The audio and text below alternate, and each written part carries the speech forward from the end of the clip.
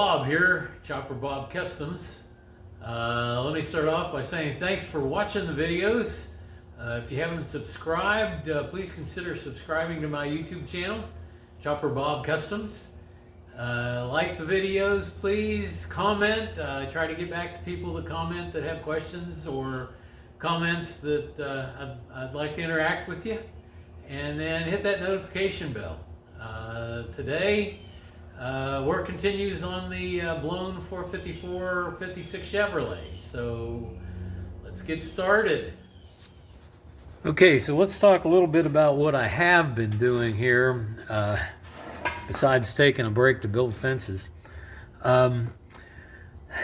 Something had been bothering me about this. That orange mark right there that I've got at top dead center on the timing tab is about 8 degrees advanced. The white dot, I don't know whether you can still see the remnants of it, but it was back here. So it was, if they'd have been using that to set the timing, it would have been way retarded. At 8 degrees, you can see the piston is almost at top dead center. It's coming up on compression. And I've also got an orange mark down there on the degree wheel for 28 total advance, which is probably where we're going to start with this engine. At any rate, I got to thinking about how they could have been that far off, and then a bad thought came to my mind, was that the woodruff key had sheared off and that the degree wheel had moved from where it was supposed to be. So I've gone ahead and taken it apart. What happened when I got in there, someone has actually double keywayed this. So it actually has 2 strong woodruff keys in it, and they have not slipped. So I don't know what was going on, but at least that was done correctly. When you have a blower application on a big or small block Chevy, you should have the crank double keywayed and use 2 woodruff keys. So they did that part correctly. But then, instead of using, they've got a Allen head cap screw bolt for the crank bolt, but instead of using the thick, large diameter crank washer on the aluminum pulley that holds all this together, this is the that is the washer that they had in behind there. It would not support that aluminum pulley to keep it in place. That aluminum pulley does not have any support behind it. You need to be out towards the edge so that it's actually being supported by the degree wheel pilot that goes into the pulley. And then also this isn't thick enough, and there was evidence that the bolt actually hadn't been going in all the way.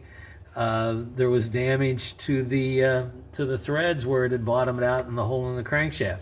So I managed to get this is one I'm going to be using for a different project. That'll be coming up in the future.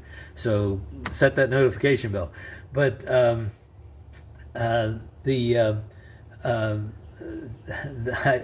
Robin had a couple of them laying around, and so I bummed them off of him and got one of them cleaned up and put on here. So now it's got a proper one in there. Now the next thing we're thinking about is what kind of overdrive or underdrive we need to have on the blower. So haven't really done too much to address that yet. But that's taken care of. I've got the parts ordered for the alternator, so I can get the back of that fixed so that the springs will be holding the brushes in. Those should be here probably in about a week. I did get my torque wrenches back, and unfortunately my 3/8 drive one is non-linear, so it cannot be calibrated. But my 1/2-inch one is in good shape, so I'm going to be able to get the head torque back. So the first thing I'm going to do is I've got the wires disconnected from the fans, and I'm going to check from the power side of both of them. He's got a couple of circuit breakers over here, so I'm going to check the wiring from the fans to the circuit breaker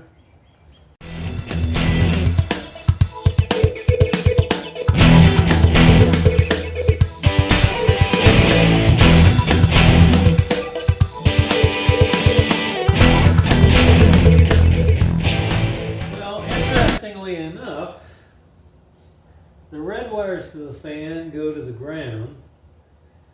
The black wires that I thought went to the ground, something is completely screwed up here. I may have found my fan problem.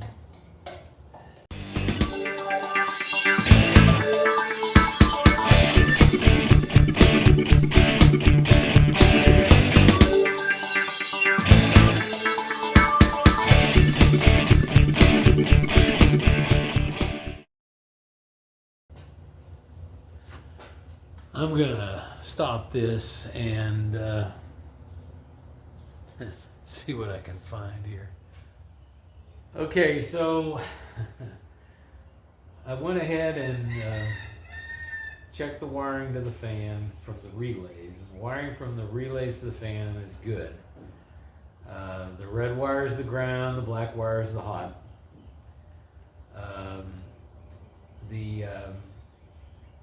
But when I disconnect everything and hook the fans directly up to a battery with the black hot and the red ground, or the black positive and the red negative, the fans turn, both of them come on, and they both draw through the radiator. So that part is correct. The fans work. We know that's in good shape.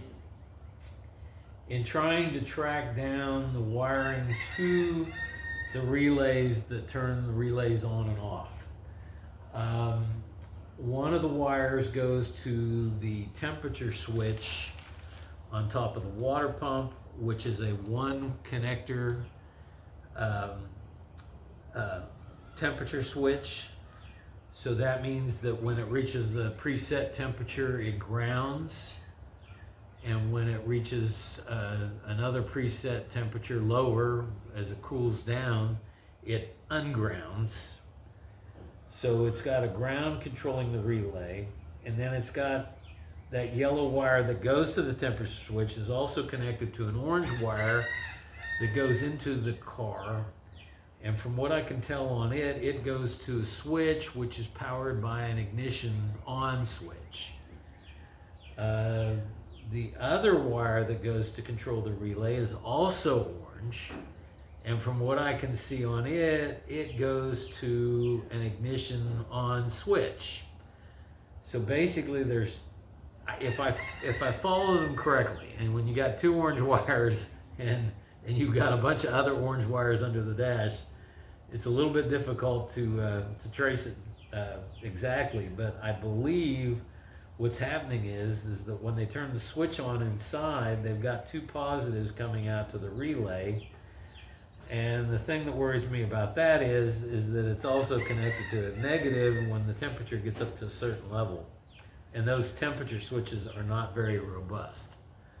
So it may have fried the temperature switch. I think what I'm going to do is probably think about this for a while and come back to it later. Because I think what I'm going to end up doing is having the switch turn the power onto it, and then the other orange wire going directly to a ground, so that when you flip the switch on, that's not going to work.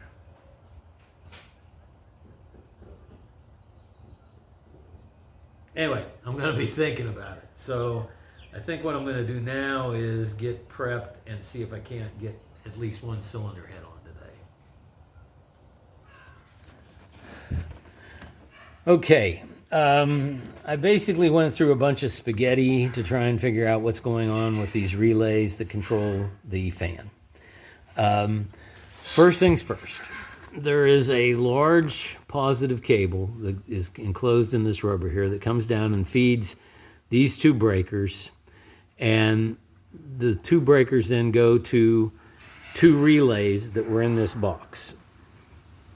And they go to the supply side of the relay, and then the outlet side of the relay, the normally open terminal went to the positive terminal on the fans. One relay controlled one fan, one relay controlled the other fan. And the way they had wired this up was that they had two orange wires coming into the relays. One of the orange wires went to one side of the coil, and the other orange wire went to the other side of the coil. And that also is fed by this yellow wire, which is the temperature switch. And since this is a single terminal temperature switch, it grounds. So basically you had power going to one side of the coil of the relay, and if this temperature reached a temperature, it would ground it, and that would ground the coil and flip the relays and cause them to make connection between the circuit breakers and the fan, and that would cause the fan to run. Now, so the one orange wire that came in and went to the positive side of the coil of both relays came from, I found it came from a fuse panel, a fuse marked PWDOS. I don't know whether that's power doors or what. It was a 15 amp fuse. It was blown. It was a little hard to track down because the orange wire turned into a pink wire, which then turned into a yellow wire and went to the fuse panel. So, but I finally figured that one out. Now, the other orange wire that went to the negative side along with this yellow wire, it went to the switch inside, which was powered positive as well. So basically you had two positives going to the coil on the relay, which meant that it wouldn't matter where you put that switch, that relay wasn't going to trip unless this temperature came up high enough to ground and ground the other side of the relay. The problem is if you turn that switch on and this comes on and grounds, you basically have power going directly from the switch to a ground, short circuit. And because of that, I think I got the fuses mixed up. At any rate, that PWDOS fuse had blown, and I think it was because of this. So what I did was I went ahead and put another relay in here. Now that relay has a negative wire that goes to the coil, and it's got a negative wire that goes to the supply. And then the switch, the positive side of the switch goes to the positive side of the coil. So you turn the switch on, and it flicks the relay from normally open to closed. And that causes the ground to go to the closed. And then I've got the ground feeding the ground terminals on the other two relays, which is also fed by this ground wire from the temperature switch. So now when you flip the switch, this relay will throw, and it will ground the ground side of these relays, which have hot from the other orange wire, and that will turn the fans on. Either that or with the switch on or off. If the temperature switch reaches high enough temperature to turn on the ground in it, it will ground those relays and start the fans. So, and like I said, it took me a long time to sort these wires out, and I just didn't think it was such a good idea to videotape them. But I've got it all put together now. Of course, we've got to wait and see if there's any other peculiarities in the wiring that I missed on this circuit, and hopefully when I hook it up to the batteries, not all the smoke will leak out. And have been checking it with an ohm meter, and I believe that I've got it isolated to the point now where you can flip the switch on and the fans will come on. And if that temperature switch has not been damaged, and if it actually is getting hot enough there in the water pump to flip that switch, then that will turn the fans on. Fingers crossed. Okay, so the next item that needs addressed over here in this corner that goes in above the relay box down there is the overflow tank. Now, here again, you got to understand how this stuff works if you're going to be doing it. Okay. In the old days, radiator, when the coolant got hot and expanded, the radiator cap had a preset pressure, and when it reached that pressure, it basically pushed the rubber off of the seat and allowed the antifreeze to escape. And back in the olden days, this tube right here would have had a tube going to the ground, and basically the car would have puked antifreeze out. Well, as time went on and engine temperatures got hotter, they realized then that when the engine cooled off and the coolant shrank back down to its normal size, it would suck air back into the radiator, and now you would have a radiator that would not be full of coolant, and coolant cools a lot better than air does. So what they did was they put a rubber gasket in here that made sure that all the coolant positively went into this tube, and then they added an overflow tank to it. Now the thing about the overflow tank is, let me see if I can set this here without it falling off, is that if the coolant comes in the bottom and fills this tank up, and this is the vent so that if you do have too much coolant, well, one, it'll vent air out, and two, if you have too much coolant, it'll vent excess coolant out. But then when you shut the engine off and it starts to cool down and the coolant starts to shrink in the radiator and the engine block, and it wants to draw coolant back in or draw something back in because it's got a vacuum, it will draw it in off of the bottom so that it'll draw the antifreeze or coolant that's in this tank back down and pull it back into the radiator. And hopefully if this tank is large enough and has enough capacity, then your radiator will always be full of coolant with no air. Well, what this guy did when he put this together, and here again, if you're doing this kind of stuff, please just put your tools down and step away from the cars. Because he put the overflow in through the top of the tank, and it has no vent. It does have a petcock on the bottom. It does have sight glasses on here, so you can see that it is full. But then when he shuts the engine off and it cools down, it's going to try to draw off the top of the tank. And if there is any way for air to get in there, which I suppose he did let the cap loose so that it wouldn't suck the tank, it wouldn't crush the tank, all it's going to be doing is drawing in air. So this is sort of wasted space. So what I've got to do next is I've got to move this down to here, and I got to put an overflow tube on this and get this reinstalled in the car. So that's the next step.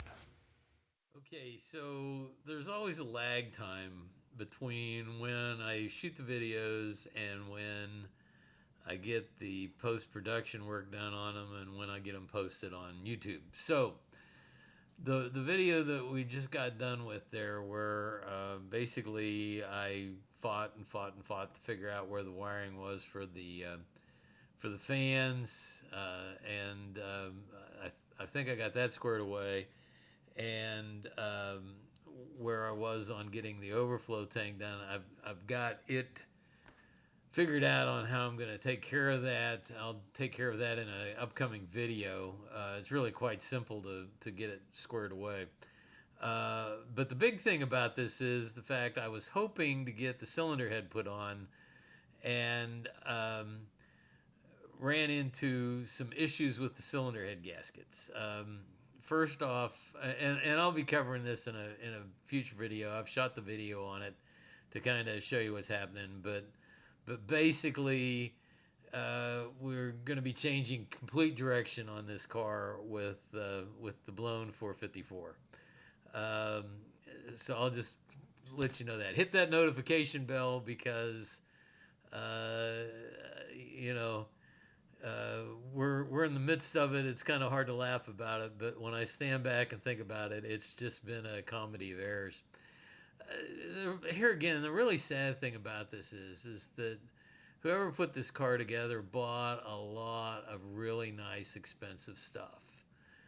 And then they just didn't pay attention to the details when they put it together. And maybe they did, and maybe somebody else has been in here fooling around with it. But like on the fan, to have it hooked up to where you flip the switch on, and if the temperature's up high enough, it immediately grounds the hot lead to a ground and blows the fuse. And where you have two positives hooked up hooked up to control a relay, you got to have a positive and a negative to make the coil throw the relay so that it actually functions as a relay. And they just didn't seem to understand that. So it's moving along. But here again, hit the notification bell because I will be getting some more videos out on this. I've got some issues with my camcorder died. I've got that mentioned in another video. So I've been using my phone. I'm actually shooting this on my computer inside the house where it's air conditioned. But thanks for watching. And I think that we're going to get this car back on track and get moving with it. Of course, I also have the JD's Garage's plasma table that I'm shooting some video on right now because I've got some downtime and I'm trying to get it up and running. And I've got the altered that I need to be working on, which I haven't been. And then I've got another little project that I'm hoping I can get to really quickly here, and I think you'll find it very interesting.